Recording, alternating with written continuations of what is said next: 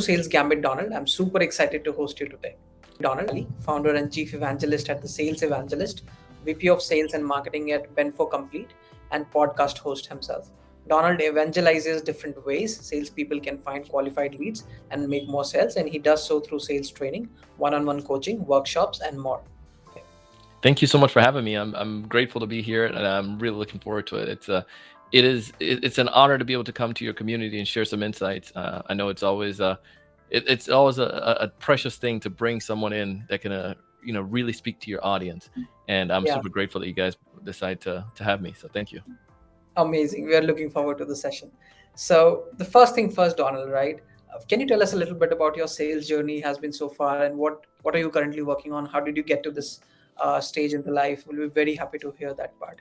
Yeah, so I grew up in Jamaica as a kid, moved to the United States when I was about 9. And growing up in Jamaica, like everyone is selling, but they may not necessarily have like the title of a sales professional. A lot of people have small businesses or little, home, like little convenience stores in their community. And this is what I saw my family did. My aunt would come to the United States, buy products and clothes, and take it back to Jamaica and sell it. And so it was a part of our lifestyle that we saw this. So fast forward, when I came to the U.S., if I wanted to make money, I decided to create a little business, become a businessman, as we say in Jamaica. And then when I came to when I started going to college or university, I started to recognize that I needed to find something to focus on. And a lot of my friends were like, you need to consider sales. You have this outgoing personality, which is a horrible way to recommend for somebody to go into sales. However, I'm grateful that they did, because I did that.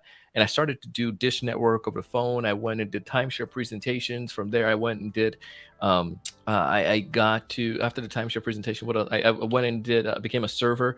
I eventually started selling IT training classes. And that was really neat. I got a chance to learn a lot about companies and about myself, and dabbled between business to business sale and also business consumer sale. Fast forward after that, I did door-to-door security. And then I eventually got into technology sales and software. And software is where I spent the rest of my career and spent most of my time. And in that, I started to have because majority of my career leading up before I started doing software sales were really focused on B2B, B2C experiences. But when I came to the B2B world, it was a little bit more of a game changer. And I had some challenges. So I got some training. Fortunately, the company put me through some training programs, and that training really skyrocketed my performance. Over the next couple of weeks to 6 months, I became one of the beating out some of the people who were selling there before. And over the next year, I became one of the top performing sellers on the team. With that, I started to share what was working for me with my podcast, and just sharing insights and being vocal about things that were working. Because I imagine there are a lot of new people who are just like me, who were running around in circles. You want to be successful, you want to do well, but you couldn't figure out how to basically tap into the market, how to send the right emails, how to create a LinkedIn message that's going to be effective. What should I say when I first call someone? A lot of those challenges I didn't know, but going through the training program, I understood there were fundamentals and there's key that we can follow. And as I started following those things, it started to naturally lead to the increased performance, and increased performance led me to eventually in 2015 to create the sales training firm that we have, the Sales Evangelist. And we train clients all across the globe, and also coach and consult with organizations as well. So that's kind of where we are. And actually, one of the other things is my book. So now my book launches in May 2022. It's Sell It Like a Mango, tying back to my Jamaican experience. And it's a new seller's guide to closing more deals. So that's my experience and what I'm working on now. Very interesting. Very interesting. No, I really like that part on how you related that whole experience to your childhood, and what you're doing right now. That's amazing. So I have a very specific question to deep dive, actually. There's a ton of information available on internet, right? On how to do sales, what tactics to use, and so much more, right? What do you think some startups still face failure in terms of sales, even having so much information available out there? I think that's probably one of the key is because there's so much information out there. And also because like go back to what my situation when I first started off, the companies I worked for were startups. One of the company was like a 10-year startup that never ever got up, and this company, they never had any type of process, any type of format, any type of order on what you're supposed to follow. So with that, it was just more of like being every salesperson was just like a renegade, like they were trying to figure out stuff on their own and being a lone wolf.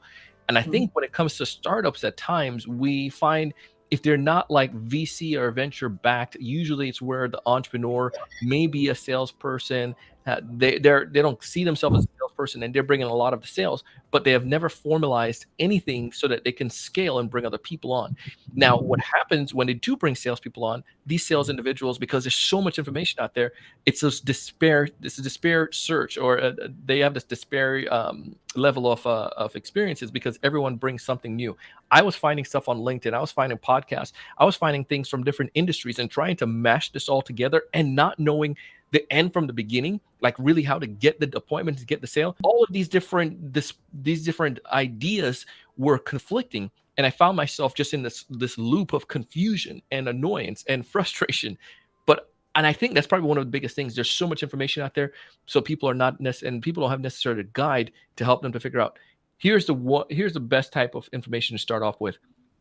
Here's the type of email you should send. Here's the type of messaging you should use. Here's how you should handle those objections. And each company is going to be different. But until organizations can come to the sense, especially startup, and recognize that sales is a priority and put that as a number one thing, it's going to continue to have that this disparity amongst their departments, amongst their sales team, which will then lead to confusion and lead to a lack of scalable growth. Fair point. Fair point. And what if we divide this whole discussion about mistakes that startup make into two parts, right? Sure. One, let's say, what mistakes do they make as a business? All right, it might include hiring, pricing, multiple other things, right? Sure. Budgeting, all of that, right? And the second part can be what kind of mistakes do they make from the salespeople perspective, right? And I would like to focus on the first part, to start with, like from a company's perspective, what are the mistakes that you think a startup would make earlier and they should just keep in mind when they're starting off and they're in early stages of sales? I think one of the early stage mistakes is doubling down way too quick. I think it's important to have, if you don't know product market fit, it's hard for you to be able to focus on it. If you look at many startups, like they started off in different ways. Like for instance, there's a company called Solo Stove. If Okay. you know, so, but they have like these fire pits, and I got a chance to connect with their CEO, and we were interviewing them. But they started off with like several different products that they were playing with, which Mhm. then led them to understand who is the right market and who is the right fit for it. And I think early on, if you don't know or have a clear outline of who's that product, if you're not from that industry, if you don't have not had experience there, you got to Mhm. figure out product market fit. And one of the best ways to do that is to obviously you have your several different products, and you work with your marketing and sales team and to focus on the different industries and try to see how you can get traction. The quicker you can get product market fit, the more successful you're going to be. So that takes some work. But I sometimes find organizations, they come and they blaze and everyone is on, they have this naivete that if they create this product that this industry is going to want it, they don't Yeah. recognize the importance of diversifying the industries at first and having a little bit more of a, trying different things, and then from there growing and then solidifying on the one. So I think product market fit is probably the first one that I've seen with startups. Got it. Very interesting. And I agree with that, right? Because if you Mhm. don't have the product market fit and you're just going and spending big bucks on selling the product, you're not going to get anywhere, right? It's just Yeah. about forcing the product on the market, which no one needs, right? Yeah. True, 100%. So yeah, I think that's probably the biggest one. The first, the second one is what I tend to see. The price point. I think that goes back to some of the product market stuff there. Hmm. But I do believe, and I'm going to be biased on this with the sales. And tying back to the previously saying this, I feel, especially with the startups and small companies that I work on, they wing the sales process, and by winging the sales process, I mean it's just like there's no organization of the path that they should follow. Now, again, I understand that you're trying to figure out product market fit, but there still should be let's test emails and let's come back and report and see what emails worked. What are some of the messaging that worked? And then from there, we can take that and start putting it into our playbook. Like, these are some of the best emails. These are some of the best subject lines. This is how a process that I've used when it comes towards LinkedIn. How are we going to go about sending proposals to clients? Like, those things need to be like start to get solidify. And I think the ones, again, the bigger startups, the one that tends to be a little bit more with venture backed money, tend to be a little bit more organized. But if you're talking about mom and pop, somebody has a small company and they're trying to develop this, two individuals, they tend to skip over those things because it's not as important. But I would beg to differ to say that's probably one of the first areas you need to start fine tuning as you're developing product market fit. Identify and test your stuff, figure out what's the best piece of content, best email, the best subject lines, best LinkedIn message, and then from there you can start to formulate your sales playbook. So those are the two right out the gate. Makes sense. Makes sense. Mhm. Do you think that outsourcing sales at very early stage is also a mistake in terms of what early stage founders can do or the startups can do? I think there's two different schools of thought. I think it depends on the type of company with it. Like, the first school of thought is owning the sales process allows you to be able to truly understand everything, and then you can build and figure out what's going to work, what's not going to work. And then the other part to that too, I think if you're in an established industry, if you like, say for instance, maybe I'm an engineer and Mhm. I worked at an engineering firm, and we worked service to the government for years, and I found Mhm. out a product that the government need. I mean, I Mhm. know that product. I know Mhm. the industry. We understand product market fit. We understand those details. I Mhm. don't may not necessarily need to do a lot of the sales. So that other school of thought could be, could I get like my business development stuff taken care of? I can give some points to an outsourced organization, say, hey, I need you guys to get the appointments. Here are the Mhm. talk track. You can do Mhm. stuff like that. And then it allows for maybe the closing, maybe for your inside, your closer. Maybe you have one or two people internally in the organization that they're Mhm. not necessarily just hunting all the time, but they're closing and generating net new business and maintaining relationships while you're outsourced portion. But I think if you do outsource, it's important that you have a lot of communication with that outsourced organization. We've done Mhm. that for a couple of clients when we first started, and we had to have weekly and sometimes daily communication with them to make sure that we're all on the same page. So there, again, two schools of thought: learn it internally, understand it before, develop the processes, and then you can bring some outsource. Or the other school of thought is like, focus your closers, if you have closers in organization, and then have some of your elite development and business development entry stuff, outsourcing that so that you can you can maximize your time and be more effective. So it really depends on the individual, depends on the industry, and depends on how far down the product market fit and But I maturity. have a question, a very small question there, right? Let's say Sure. if we just go about building the product, won't we miss the continuous customer feedback loop that's needed actually to make sure that the product that we are building is something that actually someone needs? So how do you look at that aspect of Yeah, I mean, I think if you outsource the whole thing, again, your communication is going to have to be on point. Like, when we've worked with other organizations where we did outsource, they outsourced some of the sales to us. We it? did a lot of communication with them. Like, there were some, we had to, we were the extension of the organization. I think Okay. you have some companies out there where they're just like, it's just a machine. They don't communicate back with you. Just, here's the leads, here's the appointments, and so Mhm. forth. But I think if you're going to really scale your organization, you just don't have the assets to do that Mhm. internally, and you want to outsource that, and you understand it's a mature industry and blah blah blah. If you Mhm. understand all of those things, I just feel that the communication is going to be absolutely vital. I personally like to keep stuff internally, like for especially in the companies that I work with right out the gate. Like, let's focus on you understanding first off. Let's you make sure you gain the process and knowledge and understand those things. Go back to what you're saying, and Mhm. then you can layer the complexity on there by having some of that stuff outsourced. And make sure you have proper communication. But if you cannot communicate, if you don't have that piece in place, it's going to be an uphill battle. It's going to be a huge challenge. Makes sense. So what you're saying is that even if someone decides to outsource, they need to make sure that the communication channels are very stable and you are having multiple communications with the other party so that you understand the customer feedback constantly. Is that the case? 100%. Yeah. And I think in a day and age where we are like utilizing tools such as like, Just Call, or, some of these phone services, you get a recording of those things. And even if the prospects are going on, using tools like Phantom, if there's a Zoom call, you can still be able to generate or get information from Phantom. Like if I'm on real time information, I can see that what my team or what the business development team is talking about, and some of the common issues and so forth, and that can come back to me as an organization, and I can have that data. So I think nowadays it's a little bit easier than say like 5-10 years ago, where it's a little more challenging to get that get the real-time information back from your outsourced companies. And two more very specific mistakes that Sure. I want to talk to you about. One was about pricing, right? Hmm.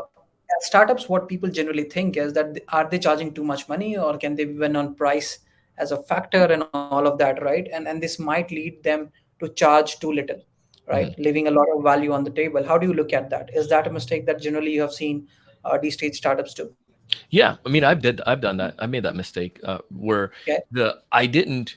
I felt, especially again, go back to this idea. If you have experience in an industry, it makes it so much easier in some ways, because you're able to understand where what's the threshold. But if you're new to an industry, obviously you're going to require to do a lot of due diligence, so you can make sure you can ask for those things. But if you're not comfortable, like I can tell you straight up, like I was uncomfortable charging like for a coaching when my first coaching client. And even some people tell me I charge too little still right now.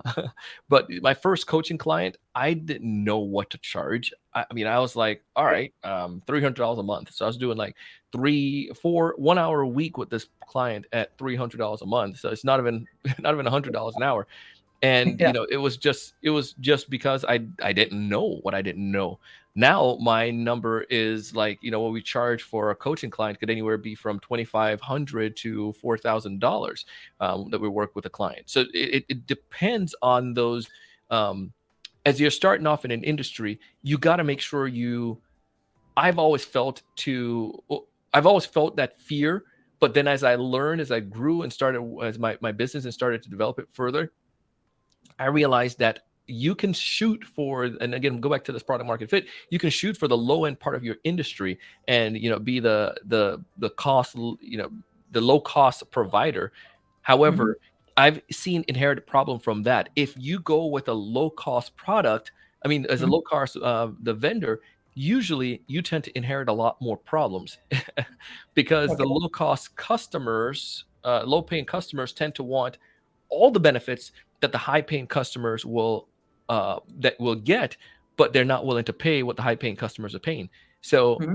I've learned that I want to get and again, depends on your business model and business strategy. If you're selling something for like, $5-10, then so be it. But I've seen if you go for even a middle or to higher point in that market, you tend to be a little bit more successful because you get better quality clients in those industries. And then fast forward, like I have gone through the painful situations of those low cost clients costing me so much more in my industry because they wanted so much more of my time than my high paying clients that don't require that much time. And it was like scratching my head. I'm like, if I'm going to scale this, I'm going to focus on the people that are more likely to spend money with us and make the Yeah. investment and actually implement the things that they're learning. And so we made that switch, and it's been such a big difference for us. So I think the fear sometimes affects people. Mhm. So due diligence, understanding where the customers are, what the customers are willing to spend their money Mhm. on is important. And then also asking people, like when you before you get started, like we have a conference, a 1-day event coming up in South Florida, and I asked the community to tell me what are you willing to invest in a program like this. And I put like what I would want as my minimum price to the maximum price, and then I to max. I don't even have a maximum price. I said we have different options, and then I have the last option is I'll pay more if there are people if I feel it's valuable. And it's fascinating to see how many people are willing to pay like in the middle of the road, because sometimes we just fear and we want to price things too low. But your customers, if they perceive the values there, they're willing to invest more. So I think it's important to do due diligence, but understand the industry and understand what the customers are doing, and also just get people to early adopters, the people that are Mhm. willing to sign up and to do this first and willing to make the investment. Get those people first off, and you're going to be much better off. Makes sense. Makes sense. And I totally agree with your point that a lower price might signal that the value of the product is lower, right? Which can Hmm. create distrust among the buyers. And I'm not sure if startups do sort of, take into account the complex purchasing processes that the customers have to go through, and they have to take the customers through, risking the profitability. Have you seen these examples happening Oh, where for sure. wrong price impacted profitability a lot? Oh yeah. I mean, I think again, go back to my story. My profits grew. I'll give you one example real quick. We had Okay. another low cost program. I was Hmm. looking at, and again, I didn't understand the models when I first started it, but I looked at people that had these larger bases of. I think it was specifically digital marketer. They had this program where it was like $37 a month, and I'm like, man, that's great, but that's so cheap. But Yeah. then I was looking at the volume on like the Walmart approach, right? But digital marketer, they understand how to drive traffic to their website. They have Yeah. Ryan Dice had all of this information to get people to them. So when he charged $37 a month, he's looking probably like maybe 10,000 people that are paying that much to take their program. For me, I was doing $37 a month for a program that I probably had less than 100 people that were paying. So I'm like, oh man, I'm not making much money with this. And then what started to happen was I said, we need to change the price, and I raised it up, and a couple of my clients told me this price is way too low for what you're offering. So we tripled the price, and we lost everybody that was in the program before. And I was like, oh, Okay. that sucks. But then here's what happened. When we tripled the price, we had 3 times as many people that were at the cheap program that signed Yeah. up for it. So we were Yeah. making more money, and we had a higher base of individuals. So the point again is we don't need to fret about the lower end, but my profit margin increased significantly as I was able to work with higher clients and a better a clientele, and it just made such a big difference with the business. So anyways, and some of those people did come back and they opted in later on, but they just weren't a good fit, and I had to understand the product market fit for me. Makes sense. Makes sense. How do you also look at? I mean, one of the other mistakes that I have seen, a lot of companies make, is around following a very rigid sales process, and not iterating quickly on the models, the way that should be selling, and the processes in house. Right? Have you seen that as a problem across companies? If yes, what specific things that you have seen across? Yeah, like sometimes you find people that they'll create very detailed scripts for their sales team to follow. And Okay. in that, like I feel the best thing is if I know I don't want my sales team to be like I don't want them to be like an Autobot. Like they can't just be to the point where they just read off exactly or do exactly as the process indicate. I want them to follow the process, but think about it like this: if I'm going from like from makeup from London uh, to France or whatnot, let's maybe say Italy to France. Maybe just create some landlocked stuff here. It's not on land. Forget about water. But Italy to France, right? From Rome to France. There's a map that they can follow. However, if you hit a roadblock, you should be intelligent enough to know that you should go around that and try different things so you can get back on a route and get to where you need to get to. If you get to the roadblock, you're like, well, I don't know what to do. The process says we need to do this, and I'm going to do this over and over, and it's not working. What am I supposed to do? Like, then screw it. Figure it out. If you reach out to somebody you can't get a hold of them via email, then you should understand the message, the principles. We would need to get a hold of that person. Let's utilize the message on LinkedIn then at that point. And you maybe change a couple things up in the process. Does it require me then to try to figure out if I know somebody else in the organization? Can I engage with some of their content on LinkedIn without my manager or my sales director telling me, you need to like this comment on LinkedIn and then like, no, I need to go on LinkedIn and engage with that person and be a human.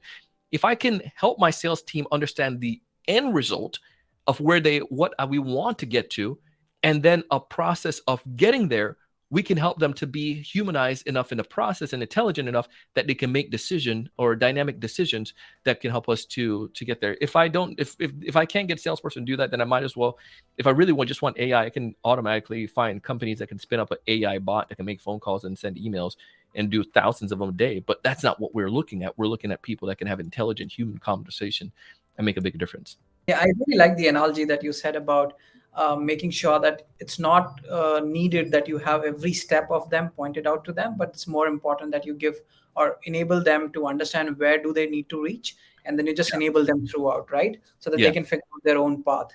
Got it. Understood. And that's a very fair point, actually. The other point related to this particular mistake that I have seen generally is the after sales of it, right? So you are very enthusiastic, you really want to sell and get more revenue, more clients in, and it happens basically with early stage startups. They get a lot of clients in, and then after sales they all forget about it, right? They just go to another client, right? What in your experience you can advise the startups for this? Oh man, you're getting me all excited now. Come on.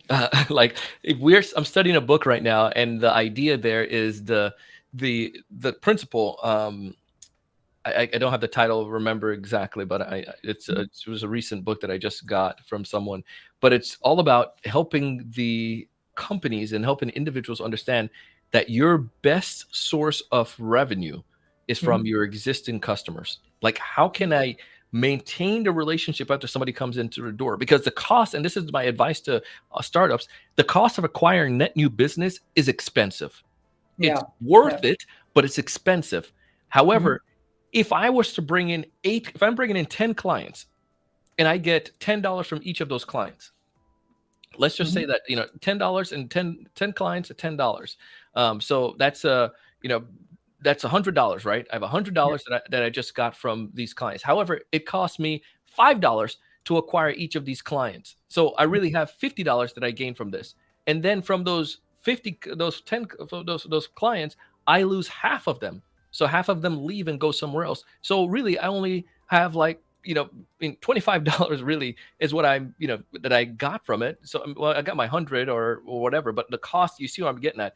The next product that I can sell, if I can sell to this person now for $1 as opposed to for $5, it's so much more easier because I don't have to pay my sales team to do all of this elaborate outreach. It doesn't have to do a long sales process.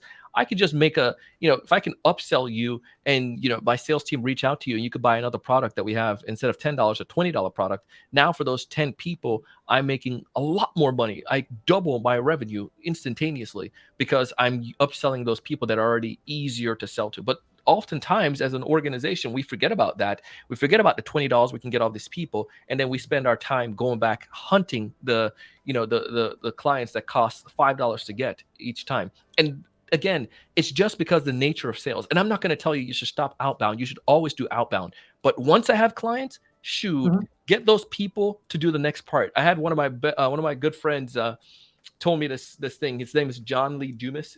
He has an amazing podcast, The Entrepreneur on Mhm. Fire. I Mhm. was talking to him, and he heard this from somebody else as well. He said the two most addicting things in the world. The first one is crack cocaine. The second one is residual income. Makes and sense. and I'm like, John, you speak truth on that. I don't know anything about crack, and neither does John. But the idea, though, the principle there is that you want that residual income. If you can't get residual income, are there ways that you can get to upsell to that client with different products? So if you have a product line of 5 products, you should have that customer lifetime value to be able to evaluate and say each time this person upsells or each Mhm. time they buy more licenses, this is how much money I can get on average from this person. So that now $10 client, potentially I can get $100 from them over the course of 3 years. I need to maintain that relationship. I need to help that person and grow them with it. But sometimes we just figure we need more. Double up your efforts, sales team. Get more leads, sales on that point, rather than keep the client, maintain relationship. And how important would be or how frequently you have seen this mistake of startups not tracking their sales properly, selling from their gut, I should say. That's the problem, right? They probably would say that, hey, I don't need a CRM, I don't need to track what's happening because we're a very small team and all of that, right? How frequently have you seen this? Oh my, all the time. The smaller organizations. We had a client recently that Hmm. had no CRM, kept track of stuff in Excel. Hmm. Now, after coaching and helping them see the vision, it was like a game changer for the organization because now they can see how they can do that again, track the lifetime value of their customers, how they could maintain relationship, how they could follow up with people, how they could have a system in place. And it's been such a night and day for that team. It's just, again, very, very small organization. But the point is, their life became like instantaneously easier when they were able to implement a sales process. For you, or for anyone, I mean, for a CRM, for anyone that's not using a CRM, you have a wealth of possibility that could go wrong Mhm. when it comes to your organization. First off, you're an Excel document or a Google Drive document. There's no way you can have effective follow-up. You can Mhm. try to build it, but why would you try to build a CRM when there's so many things that are free or readily available? Two, Yeah. on that, the ability to be able to track deals effectively, like to be able Mhm. to have a sales pipeline, and it's better. Number three, the mistake, or people can go back in and error and change things. I mean, obviously you can go back to revert to all the stuff, but if I have somebody can go into my Excel document and delete a file, delete some notes, like that sucks because now I miss out on that. For Yeah. like just the use of it, like if I have a lot of notes in the Excel file, I can hide stuff and expand it, but it's a little bit more complicated versus just having a quick, easy, capable search option in a CRM that can pull all the stuff and query it. I mean, you can go on for days with this stuff. So, but Makes yeah, that's just my makes take. sense. Switching to the next aspect of making Sure. mistakes, right, from an individual perspective, right? Mhm. And I'll talk about the salespeople mistakes that they do. First, I would love to hear from your side, right? What do you think you have seen salespeople? What kind of mistakes do they make in early stage startups? Yeah, I think one of the key here, when it comes to, I mean, some of them we addressed already, but I can say for me as an individual, it Mhm. was just not. If I'm an individual seller, I just didn't have a message down, and I didn't track my own performance, and I just went around in circles, and it didn't drive to anything. But as an individual seller, you can track your emails. You can create like 4 different types of emails, send them out, and see which one of them give better results. You can track your subject line. Send out 10 different emails and see, with the different subject line, and see which one of those get you a response. And I can track each of those and say, well, subject line on this one with this messaging worked out great. Let me use that one the most.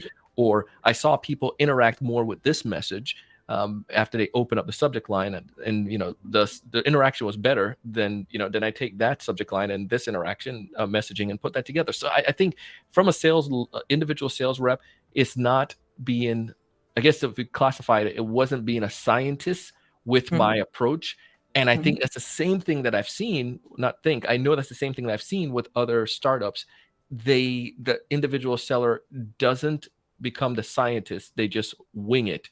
And we need to make sure that we're not just winging it. So that's one of the first problems that I see. Mhm. Problem number two is that they don't educate themselves on the prospect's business. Okay. Okay. Especially in a Very. startup, sometimes we spend so much time focusing on our product, our product, our product, our product, Yeah. still trying to Yeah. figure out product market fit. But the best way, I think one of the best ways to figure out the product market fit is understanding customers. So Mhm. if I'm selling to somebody in the tech space, and they're in maybe the SaaS world, I'm going to figure out what the heck is going on in the SaaS world in every single day, read for 20 minutes something in that industry, so that I can have information that's going to help me with my messaging, to help me to ultimately get the right product market fit, right? Mhm. Because if I come into an industry and I don't know the industry, and I sound like an idiot with my messaging, the prospects that not going to look at me as that trusted guide Yeah. or that source to get information from. So I feel it's imperative that you understand the industry. And I spent too much time when I first started off on my product, on my industry, rather than my clients and the issues that they were Mhm. facing. A related aspect of this would be selling features and not benefits, most of the time, right? So, Oh what yeah. is your advice and suggestions on that part?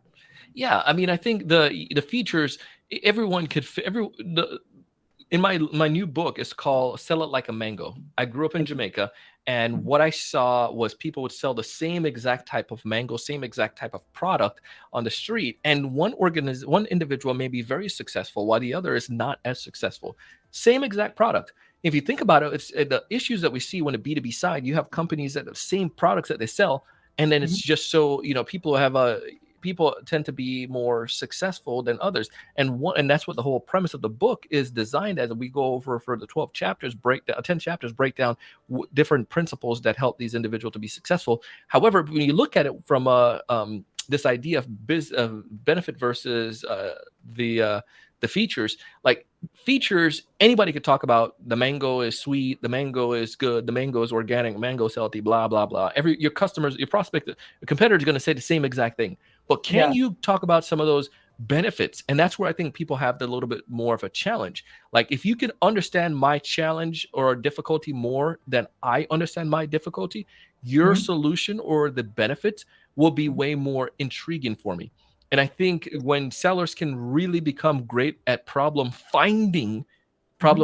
it makes it easier for them to be able to offer a good solution or a good fixed or the benefits. So let's say, Make. go back to the mango example again. Mhm. Just keep it simple and easy here. Yeah. If you were to say my mango is organic and it's delicious and sweet, Yeah. good. Your competitors could say the same thing. But what if you understood that mango has like some antioxidant? I'm making this up now, but it's going to help with strengthening our immune system, which then helps you to be a little bit more stronger against viruses like the cold or the flu or COVID. I Mhm. could then use that in my messaging as a benefit or tackle a pain, and I can go back into the industry and say, 7%, 7 out of 8 people, or whatever, like 5 out of 10 people will get the flu each year. This mango is going to help prevent you from getting the flu because of Yeah. that makes such a big difference. Yeah. And it's gonna prevent you from missing work. It's gonna prevent you from losing out of making income, because by eating one mango a day, it's gonna help you with that. That's more better than a mango is sweet and it's organic. You know what I mean? Makes sense. Makes sense. Yeah. The other thing that I have noticed, at least in my experience, and wanted your suggestions and views on it, is I've seen a lot of salespeople getting desperate. Right? It becomes very difficult when you are early stage. You have to crack that deal. You have to get that number out, right? All of that, and you become desperate, and it shows up, right, Yeah. on your face, on your process, on your approach, and everything. What is your experience with that kind of problem? um like e- the it's hard. I get it. It's a challenge. Desperate desperate salespeople will make mistakes, and Mm-hmm. desperate salespeople do not look attractive to their buyers. If you're Okay. desperate, it's telling me that you can't necessarily sell. You're selling. You're just you're begging for a solution or begging for a result. So when you think about it from the buyer standpoint, no one wants somebody that doesn't have the confidence in their capability.